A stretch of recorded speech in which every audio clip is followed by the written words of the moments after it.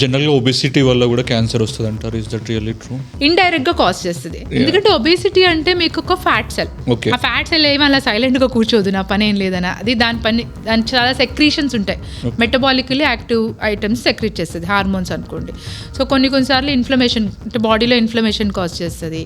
ఇంకా ఏంటంటే insulin resistance, అంటే మీకు ఒబేసిటీ ఉండడం వల్ల ఇన్సులిన్ రెసిస్టెన్స్ వస్తుంది. దీనివల్ల బాడీ ఏంటి ఎక్కువ growth hormones, insulin growth factors ఇవి ఎక్కువ ప్రొడ్యూస్ చేస్తుంది. సో దీనివల్ల క్యాన్సర్ ప్రొడక్షన్ ఇంక్రీజ్ అవ్వడం కానీ, ఇలా కొన్నిసార్లు ఏంటంటే ఈస్ట్రోజన్ అనే హార్మోన్ కూడా ప్రొడ్యూస్ చేస్తుంది ఫ్యాట్.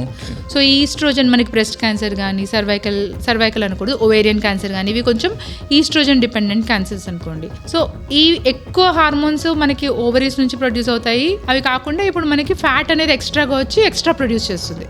సో ఎక్సెసివ్ ఈస్ట్రోజన్ అనేది అవుతుంది అనమాట. వీటి వల్ల కూడా క్యాన్సర్స్ రావచ్చు.